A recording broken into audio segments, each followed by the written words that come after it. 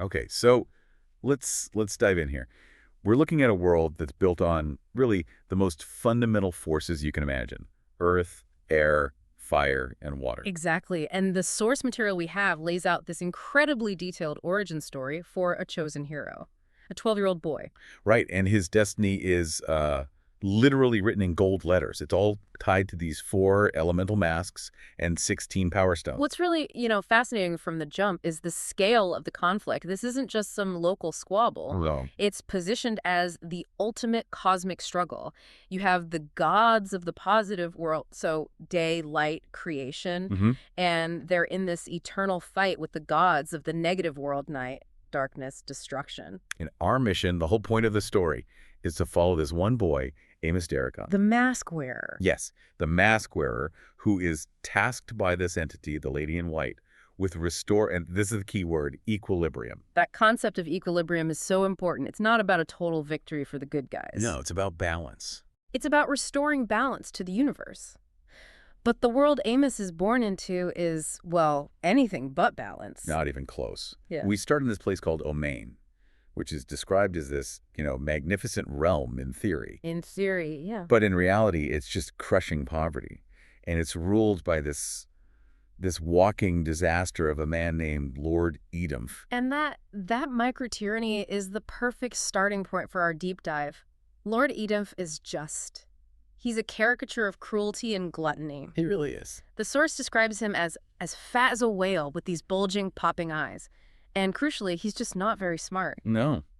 The elders in the town apparently use his stupidity as a cautionary tale for their kids. They do. There's even that story about how he once ate sugar-coated lamb droppings because he thought it would cure his forgetfulness. So that's the level of intellect we're dealing with. And this is the man holding the lives of Amos's parents in his hands. Exactly. Urban and Frilla Daragon, they've been trapped in Omain for 12 years. 12 agonizing years. Paying off a debt for what? Felling a few trees to build their own cottage? A tiny cottage made of rough logs.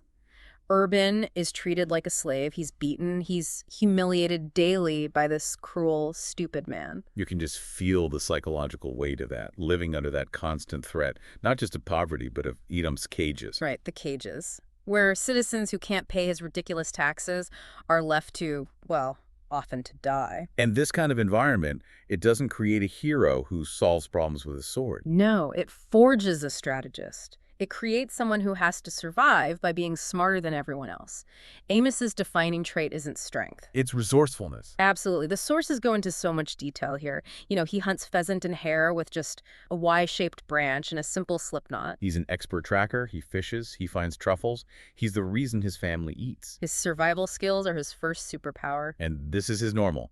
Until one morning, he's out hunting, and he wanders into the distant Bay of Caverns. And this is the moment. This is when the world of myth just crashes headlong into his very practical reality. The atmosphere shifts immediately. The source describes this scene of just utter dread. Yeah, he gets to this grotto, and there are dozens of dead black crows just lying on the ground. And 3 more that are still alive, but they're paralyzed, just silent. Right away, something powerful and unnatural has just happened. And then the sound.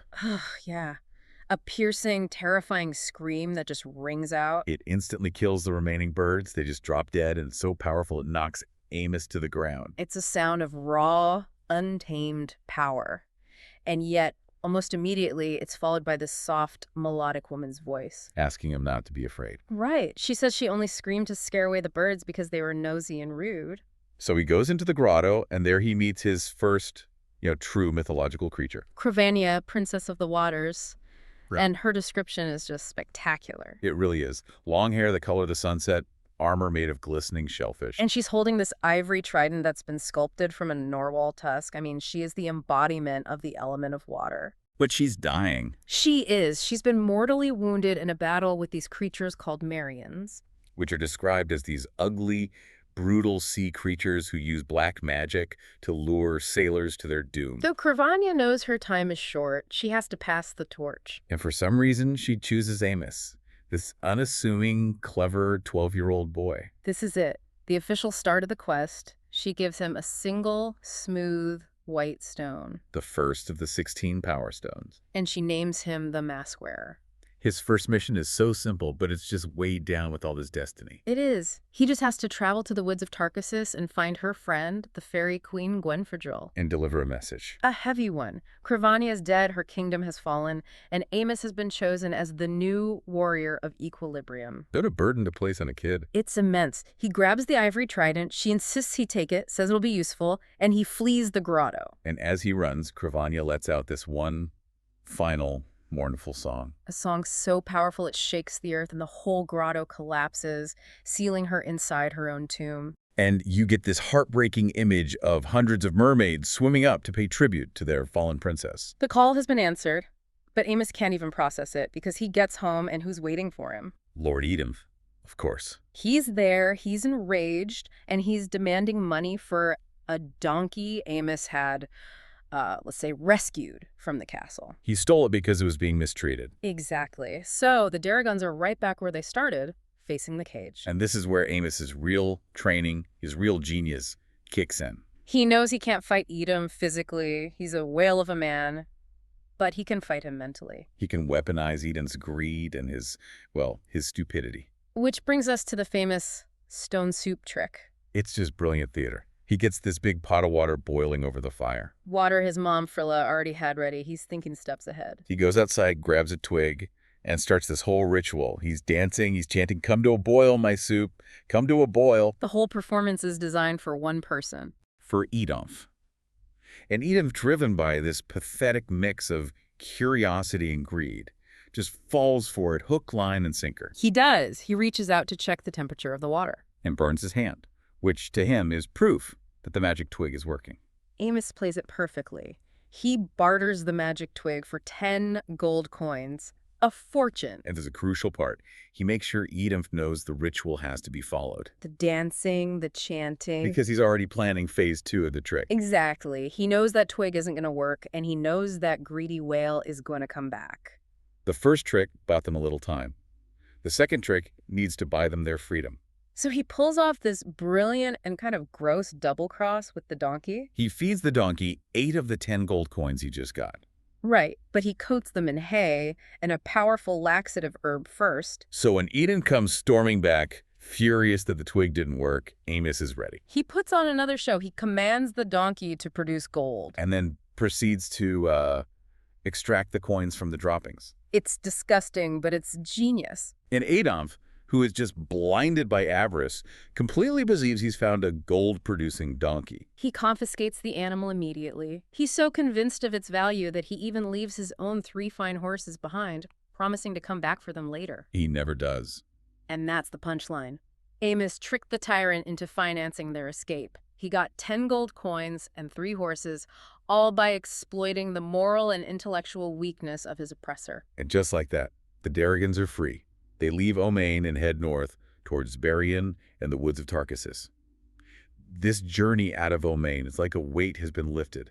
The source material really emphasizes the change in Amos's parents. It does. Urban and Frilla, they finally get their spirits back. Urban is laughing again. And Frilla, she's so proud of her son, she makes him this black leather armor vest and buys him a wolf's head earring. He's transforming. He's no longer just a clever boy trying to survive. He's starting to look like the warrior he's destined to become. And his father, Urban, now that he feels safe, he shares this story that is just deeply unsettling.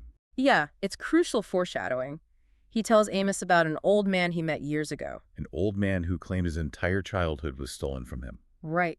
He said he wandered into the woods of Tarkassus as a boy, danced with these strange lights in the forest, and woke up 50 years older. It's a powerful warning for Amos, and for us as we're following along. It tells you that the normal rules of time and nature just don't apply where he's going. A couple weeks later, they cross into a new territory, the Kingdom of the Knights of Light. And they meet Knight Barthélemy, who immediately clues them in that something is terribly wrong in this kingdom. As they travel towards the capital, Bratel-la-Grande, you see the full horror of it. Entire villages just petrified. Everyone. Men, women, children, even the animals are turned to stone. They're frozen in these poses of absolute terror. It's just total instantaneous devastation. And Amos, his mind is immediately working. He's not just reacting in fear, he's analyzing the scene. He is. And he notices one thing, one creature that was spared. A very old, gray, blind tomcat. It just wanders out of a woodpile, completely unaffected. And his conclusion is immediate, and it's correct. The cat's blindness saved it. Which means you can't look at the enemy. Locking eyes with them is what triggers the curse. He also clocks their footprints. Web-footed, triangular, key details for later. So they adopt the cat, which, turns out to be a much more complicated decision than it seems. It does. They get to Bratel-la-Grande, and it's this huge, impregnable city.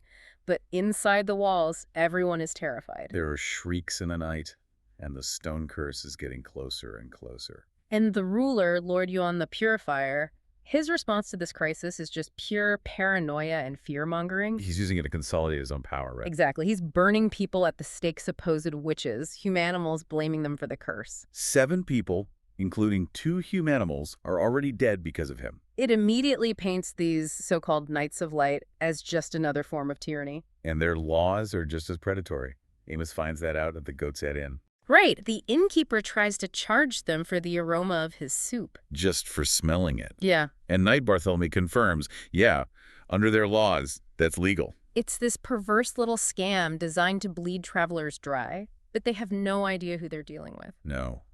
The innkeeper demands payment for the smell. So Amos takes his father's purse, which has their last 6 gold coins in it. And he just jingles it loudly right next to the innkeeper's ear. And he says, "You've been paid in kind with the sound of coins that you'll never pocket." It's an intellectual checkmate. It's beautiful. He uses the absurd logic of their own law against them. And Bartholomew, to his credit, laughs and agrees the debt is settled.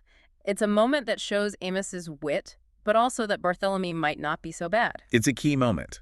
It solidifies that Amos's greatest weapon is his mind. He knows that laws and tyrants, they all have loopholes. Shortly after that, he spots something in the market. A plump kid moving with incredible speed on all fours, stealing food. He tracks him into the forest, and he sees the footprints. They chain. They morph from the prints of human hands and feet into the tracks of a young bear. And Amos knows immediately, this is a humanimal from the bear line. He finds the boy, Beorf, in this hidden, cozy little cottage surrounded by beehives. And the confrontation is instant. Beorf transforms into a bear and attacks. He thinks Amos is a spy for the Knights, the same Knights who killed his parents. But Amos doesn't run. He stands his ground and points that ivory trident right at the bear's throat. He forces a stalemate, and Beorf, full of grief, tells him his parents were murdered by Yaune's Knights. And crucially, he says he knows who the real stone-turning creatures are. But he doesn't get to say. The Knights, led by Bartholomew, show up right then. They throw a net over Beorf and knock him unconscious. And the source has this great little detail here, the bees. Oh, yeah. The bees, who are loyal to Beorf, just swarm the Knights, stinging them like crazy. One of the Knights even says a bee sting paralyzed his leg. It shows that even nature itself is on Beorf's side. But he's captured, and he's scheduled to be executed at sunrise. So Amos is now in a race against a rigged system. Bartholomew explains the game of truth. Yaune puts 2 pieces of paper in his helmet, one guilty, one innocent. The accused picks one. And then Bartholomew adds the damning detail. No one has ever drawn innocent. Amos, with that tracker's mind of his, figures it out instantly. Of course, Yaune writes guilty on both papers. The whole thing is a sham. So Amos confronts Yaune, and Yaune, who owes a debt to Bartholomew's family, agrees to let Amos draw for Beorf. But the stakes are higher now. Yaune, being the malicious tyrant he is, says if Amos draws guilty, he and his father Urban go on the pyre too. The scene at the pyre is the ultimate test of Amos's intellect. He reaches his hand into the helmet, pulls out one of the papers. And instead of reading it, he just shoves it in his mouth and swallows it. It's just pure, breathtaking genius. Yaune is exploding with rage, but Amos is completely calm. And he lays out the logic. The verdict can be determined by the paper that's left in the helmet. If the remaining paper says guilty, then he must have swallowed the innocent one. Bartholomew pulls out the last paper, and of course it reads, guilty. So Amos exposed the entire scam without ever calling the Lord a liar directly. He forced Yaune to free Beorf just to save his own reputation. He beat him at his own game. He proved, once again, that a sharp mind is more powerful than a corrupt authority. So Beorf is free, and the group Amos, his parents, and Beorf, they get out of Bratel-la-Grande as fast as they can. And once they're safe, Beorf finally tells them what he knows. He identifies the creatures. He describes them right. These monstrous, powerful women with wings, greenish skin, tusks. And hair made of dozens of writhing snakes. He says he survived because he saw their reflection in a blacksmith's mirror. Which confirms Amos's theory. You can't look at them. These are the Gorgons. But while this is happening, there's this little domestic subplot going on with the cat. Right. Frilla is still convinced the cat is just a poor, blind animal, and she locks it upstairs. But Beorf, with his humanimal senses, is not buying it. He says its ears are too big, its eyes are too round. He's convinced it's a spy. And that little thread of suspicion is so important. It is. But for now, the story shifts from tactical escape to scholarly research. Yeah, Beorf leads Amos to his father's secret library. Which is this incredible hidden underground chamber with over 1,000 books. And in that library, Amos finds a book called Al-Khotram, The Territories of Darkness. And this book, this is the strategic manual for the rest of the entire story. It identifies the creatures officially as Gorgons, the offspring of Princess Medusa. And it gives this horrifying detail. Every single drop of blood from a snake hair bite grows into a new Gorgon. So their numbers can multiply exponentially. Fighting them head-on is a losing battle. And then, in Beorf's father's notes, Amos finds the final piece of the puzzle, a drawing. A drawing of the skull-shaped pendant that Lord Yaune wears around his neck. And this just unravels the entire political situation in Bratel-la-Grande. It reveals Yaune's great crime. Years ago, when he was known as the Agitator, he attacked a sorcerer's temple and stole that pendant. He then bragged about vanquishing his enemies and renamed himself the Purifier. So the Gorgons aren't random monsters at all. No. They're servants of that dark magician Karmakas. And they're looking for the stolen pendant. Which means Yaune wasn't burning witches to protect his city. He was burning anyone connected to the magical world because he was terrified Karmakas would come looking for his stolen property. Yaune didn't just fail to solve the crisis, he caused it. It flips everything on its head, and right as they figure this out, the immediate crisis comes back. The cat. The suspicious cat steals Kravania's white stone. And when Amos and Beorf chase it back into the city, they find everyone is petrified. Yaune, Barthélemy, all the citizens, just statues. And that's when Amos meets the real master of the game. The druid, Mastigane the Muddy. And what a description. A beard tangled with twigs, a mushroom growing out of his neck, hands covered in moss. He's holding the white stone. And he immediately confirms Beorf is right. The cat is his spy. It's only blind when he's not looking through its eyes. And he also confirms he took the skull pendant from the petrified Yaune. But he's very clear about his role here. He's not on the side of the sorcerer. His job is to protect nature and maintain balance. Which means he works against the forces of darkness, but he also works against human corruption like Yaune's. This is the moment Amos gets his official job description. The druid confirms he is a mask wearer, a warrior of equilibrium. And their mission isn't to pick a side. It's to restore the balance between day and night, good and evil, using the 4 elemental masks. Mastigane gives Amos a series of riddles to test his mind and his morals, which Amos passes easily. So they make a deal, strategic compromise. Amos will continue his quest for the masks. And Beorf will hide the pendant and leave a false trail to keep the sorcerer busy in this region, buying Amos time. Beorf seals the deal by transforming his hand into a huge bear paw and promising he can handle the Gorgons. But before he leaves, Amos learns one more horrifying thing from Al-Khotram. He learns about the sorcerer's endgame. The basilisk. Yeah, this deep dive into the mythology of the basilisk. It's got a snake's body, a vulture's beak, a rooster's comb. And it's born when a rooster's egg is hatched by a toad. Its weaknesses are key. It dies instantly if it hears a rooster's crow or sees its own reflection. And it all clicks into place for Amos. The skull pendant wasn't just a relic. It was the container. It was protecting the rooster's egg. Karmakas wants to hatch a basilisk and add it to his snake-themed army. The stakes just got impossibly high. But at least he finds his parents. Urban and Frilla manage to escape Bratel-la-Grande by disguising Urban as a knight and Frilla as his prisoner. So his family is safe, and he's free to finally pursue the mission Kravania gave him. So with Beorf holding down the fort, so to speak, Amos can finally get back to his original mission, the one Kravania gave him.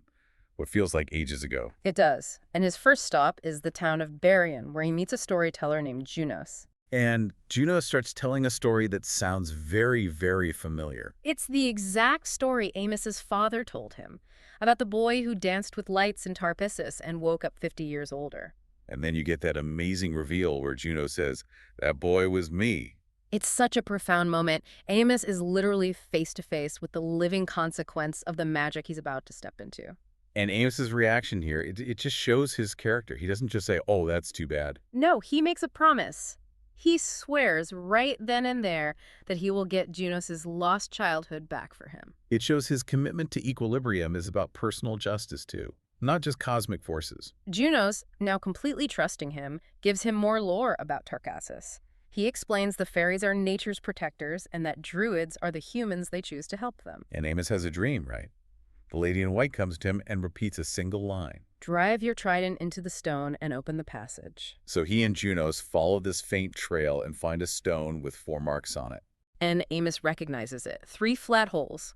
He takes out his ivory trident, Cravania's trident, the key of water, and plunges it in. And it's a perfect fit. The stone moves, the forest opens, and a dark tunnel is revealed. They walk through and emerge into this dazzling clearing, and the entire fairy council is there waiting for him. All of them.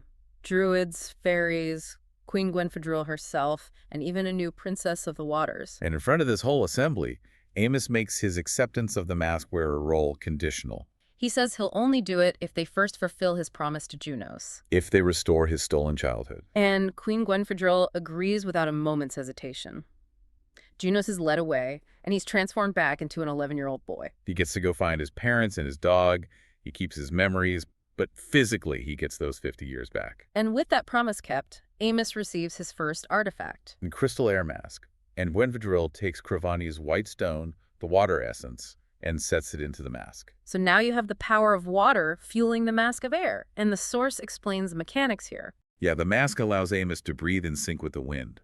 And when it's fully powered with all 4 stones, he'll be able to do incredible things, like create hurricanes or walk on air. That night, the mask shows its true nature. It just disappears on his face. He can feel it, but it's invisible. The lady in white appears again, this time as a little girl, and tells him the mask is probing him. And he feels this lightning bolt of pain as the mask literally molds itself to his features, becoming a part of him. And he gets powers immediately, even with just 1 stone. He can summon a breeze, he can use wind to propel his trident, and, most importantly, he can send whispered messages across miles in a little sphere of wind. But the real shock, the mind-bending twist, comes when he leaves Tarkassus. That warning from his father comes true in the most staggering way possible. He was only inside the fairy realm for a single night. But for the outside world, 50 years have passed. 50 years. That is just hard to even comprehend. So Junos, who was de-aged just yesterday from Amos's perspective, has now lived another 50 years. He's a middle-aged man again. And he's not just a storyteller anymore. No. The village of Bryan is now a massive fortified city, and Junos is its king. He established an entire order, the Knights of Equilibrium, and has been waiting for 50 years, waiting for Amos to walk out of that forest. That level of loyalty and patience is incredible. He kept Amos's parents safe all those decades. And now he offers Amos an army. 400 Knights of Equilibrium to go and retake Bratel-la-Grande. It's a game changer. And Amos, the first thing he does is use his new exhausting power to send a wind sphere message to Beorf. To warn him that help is coming.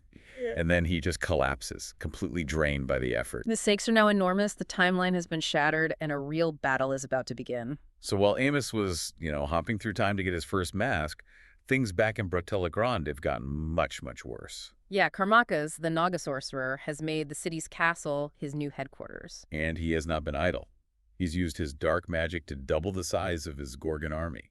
Right, using that blood drop curse we talked about. And he's poisoned the river, which is a nasty strategic move. It cuts off the water supply for any army that might try to attack. And the sources give us a little more context on Karmakas. He's not just some local villain. No, it says he actually visited Seth, the Egyptian god of darkness and evil, in a temple made of human bones. And Seth is the one who told him the mask wearer was coming.